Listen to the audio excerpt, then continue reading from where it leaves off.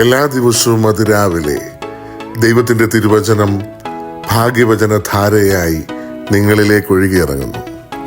ഭാഗ്യവചനധാര എന്ന ഈ channel subscribe ചെയ്യാത്തവർ ഇന്ന് തന്നെ സബ്സ്ക്രൈബ് ചെയ്യുക.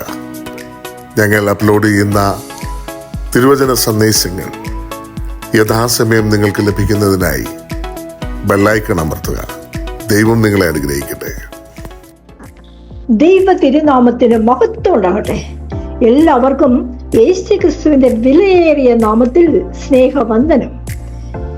ദൈവശബ്ദം കേൾക്കുവാൻ, ദൈവത്തിന്റെ ശബ്ദം കേൾക്കുവാൻ നമ്മൾ എല്ലാവരും തന്നെ ആഗ്രഹിക്കുന്ന ഒരു കാര്യമാണ്, അല്ലെ? ഉൽപ്പത്തി പുസ്തകം 1 ഒന്നുമില്ലായ്മയിൽ രൂപരഹിതവും ശൂന്യവുമായ ഭൂമിയിൽ അത്യുന്നതനായ ദൈവം തന്റെ മനോഹരമായ ശബ്ദത്തിൽ ഉണ്ടാകട്ടെ എന്ന ഒറ്റ വാക്കിനാൽ സകലതും ഉണ്ടാക്കുന്നു. വചനം മാംസമായി ഈ ഭൂമിയിൽ അവതരിച്ച യേശു കർത്താവിന്റെ വാക്കുകൾക്ക്, ദൈവ ശബ്ദത്തിന് ശക്തിയുണ്ടെന്ന് അവിടുത്തെ വചനം വായിക്കുമ്പോൾ നമുക്ക് കാണുവാൻ സാധിക്കും. മരിച്ച കല്ലറയിൽ 4 ദിവസമായിരുന്ന ലാസറിനെ വിളിച്ചു വരുത്തി ജീവൻ പകർന്ന ആ ദൈവശബ്ദം നമുക്ക് നന്നായി പരിചയമുള്ളതാണ്. ആ ദൈവത്തിന്റെ ശബ്ദം കേൾക്കുവാൻ ആരാണ് കൊതിക്കാത്തത്?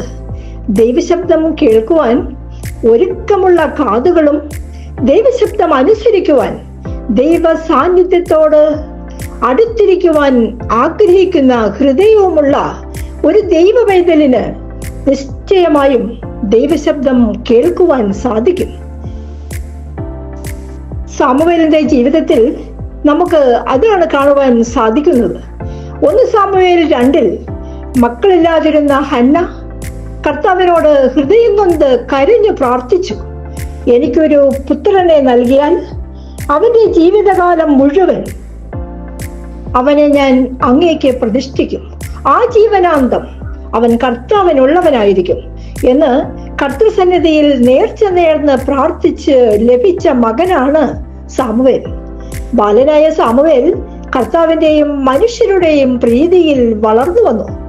1 സാമുവേൽ 2-3 അധ്യായങ്ങളിൽ അത് നമുക്ക് കാണുവാൻ സാധിക്കും. ഏലി എന്ന പുരോഹിതന്റെ സാന്നിധ്യത്തിൽ ബാലനായ സാമുവേൽ കർത്താവിന് ശുശ്രൂഷ ചെയ്തു. ദൈവത്തോട് അടുത്തിരുന്നു. അവൻ ദൈവത്തിന് സമർപ്പിക്കപ്പെട്ടിരുന്നു. അങ്ങനെ ഇരിക്കെ ഒരു ദിവസം രാത്രി സാമുവേൽ ദേവാലയത്തിൽ ദൈവത്തിന്റെ പേടകം സ്ഥിതി ചെയ്തിരുന്നതിനരികെ കിടക്കുകയായിരുന്നു. അപ്പോൾ അതാ ഒരു ശബ്ദം, സാമുവേൽ, സാമുവേൽ. അവൻ വിളി കേട്ടു, ഞാൻ ഇതാ.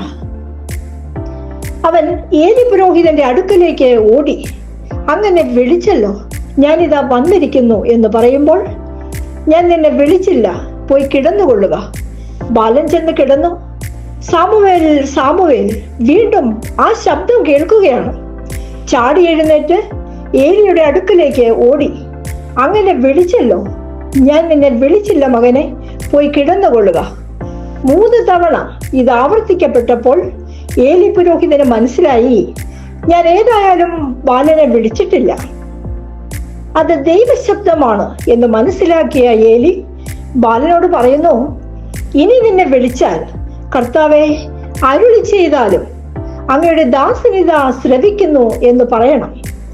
ഏലിയുടെ വാക്കുകൾ ഓർത്ത് ശ്രദ്ധയോടെ കിടന്ന സാമുവേൽ 4-മതും സാമുവേൽ, സാമുവേൽ എന്ന് തന്നെ വിളിക്കുന്ന ശബ്ദം കേട്ട്, കർത്താവെ അരുളി ചെയ്താലും അങ്ങയുടെ ദാസനിത ശ്രവിക്കുന്നു എന്ന് പറഞ്ഞു. നിരന്തരം കർത്താവ് അവനോട് കൂടെ ഉണ്ടായിരുന്നു. സാമുവേൽ വളർന്നു.